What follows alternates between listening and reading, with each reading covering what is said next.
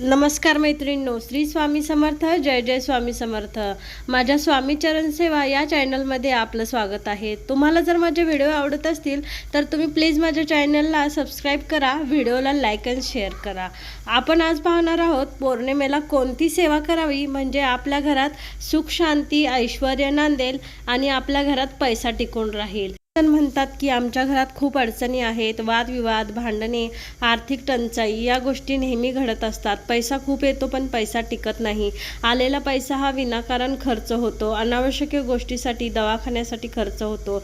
तर हे टाळण्यासाठी आणि आपल्या घरातील आर्थिक परिस्थिती सुधारण्यासाठी आपण कमीत कमी 12 सत्यनारायण पूजा कराव्यात. पौर्णिमेला सत्यनारायण पूजन हे घरच्या घरी करायचे आहे. नेहमी उगवत्या पौर्णिमे दिवशीच म्हणजे जी पौर्णिमा सूर्याने बघितलेली असते त्या पौर्णिमे दिवशी आपण उपवास धरायचा आणि त्याच दिवशी सत्यनारायण पूजन करायचे. पौर्णिमेला फक्त सत्यनारायण पूजन न करता आपण इतर काही सेवा देखील कराव्यात म्हणजे आपल्याला योग्य फळ मिळेल. सत्यनारायण पूजा झाल्यावर 3 वेळा आपण श्री सूक्त, 3 वेळा व्यंकटेश स्तोत्र म्हणायचं, पुरुष सूक्त म्हणायचं आणि सिद्धिकुंजिका स्तोत्र म्हणायचं.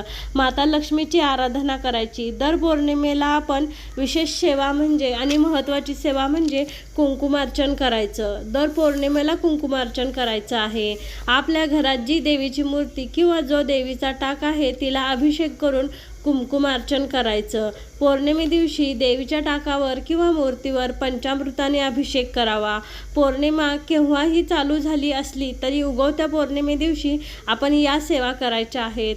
पौर्णिमेला आपण देवीला अभिषेक करून झाल्यावर कुंकुमार्चन करायचं आहे. कुंकुमार्चन करताना देवीची 108 नावे घेऊ शकता किंवा श्री सूक्त, कमलात्मक मंत्र म्हणायचं आहे. हे आपण प्रत्येक पौर्णिमेला आठवणीनं करायचं आहे. कुंकुमार्चन झाल्यावर मूर्ती किंवा टाक ज्यावर काय आपण कुंकुमार्चन केलेले असेल ते मूर्ती स्वच्छ धुवून घ्यायची आणि तांदळावर ठेवायची. देवीला एक छान गजरा अर्पण करायचा. प्रत्येक पौर्णिमेला आपण देवीची ओटी भरायची आणि गजरा अर्पण करायचा. आपल्या ऐपतीप्रमाणे खण, नारळ, साडी, गजरा, पीस, तांदूळ या वस्तू घेऊन आपण देवीची ओटी भरायची आहे. समजा आपण देवीची ओटी घरी भरली तरीही चालेल. समजा आपण घरी भरलेली ओटी असेल तर ती आपण देवीच्या मंदिरात जाऊन तिथं देवीला अर्पण करायची आहे. त्या कारणाने आपलं दर पौर्णिमेला देवीचं दर्शन देखील होईल आणि मनाला शांती देखील मिळेल.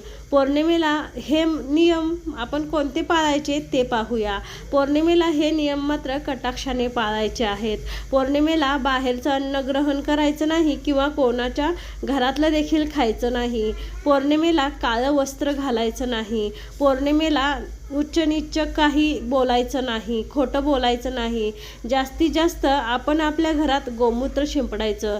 हातात पिवळ्या मोहऱ्या घेऊन त्याला कालभैरवाष्टक म्हणायचं आणि घरात त्या मोहऱ्या टाकायच्या. प्रत्येक पौर्णिमेला देवीची आरती करायची. देवीची आरती दुर्गे दुर्गट भारी तुझी संसारी ही आरती आपल्या सगळ्यांना माहितीच आहे. तर आपण ही आरती दर पौर्णिमेला आठवणीने म्हणायची आणि आरतीबरोबरच आपण नैवेद्य दाखवायचा. आपण जो काही घरात गोडधोड नैवेद्य करेल तो दाखवला तरी चालेल किंवा अनेकांच्या घरात पूर्णावरणाचा नैवेद्य देखील करतात. तर आपण देखील पूर्णावरणाचा नैवेद्य दाखवून देवीला पूजा केली तरी देखील चालते. पौर्णिमा हे ऊर्जा देणारं स्थान आहे, त्यामुळे यावेळेस देवीची सेवा जरूर करायची आहे. पौर्णिमेपासून आपण गुरुचरित्र, स्वामीचरित्र वाचायला प्रारंभ करू शकतो. पौर्णिमे दिवशी ओम ऐं ह्रीं क्लीं चामुंडाय विच्चै हा मंत्र जास्तीत जास्त आपण जप करायचा आहे. पुन्हा एकदा मंत्र सांगते. ओम ऐं ह्रीं क्लीं चामुंडाय विच्चै या मंत्राचा जप आपण जास्तीत जास्त करायचा. आणखी एक महत्त्वाची गोष्ट म्हणजे पौर्णिमे दिवशी सकाळी आंघोळ करताना आपण आपल्या आंघोळीच्या पाण्यामध्ये हळद टाकून आंघोळ करायची आहे. त्यामुळे आपले मन शांत होण्यास मदत राहते. पौर्णिमे दिवशी केलेली सत्यनारायण पूजा ही त्या दिवशी रात्रभर ठेवून आपण दुसऱ्या दिवशी सकाळी ही पूजा उचलायची आहे. याप्रमाणे आपण दर पौर्णिमेला सत्यनारायण पूजा तसेच देवीचं मंत्र, देवीचे अभिषेक या सेवा, कुंकुमार्चन या सेवा करायच्या आहेत. तसेच आपण कोणत्याही व्रताला प्रारंभ करायचा असेल तर आपण पौर्णिमेपासून आपल्याला जे व्रत करायचे आहे त्या व्रताचा प्रारंभ करू शकतो. झालेली सेवा श्री स्वामी समर्थ महाराजांच्या चरणी अर्पण असेल. श्री स्वामी समर्थ.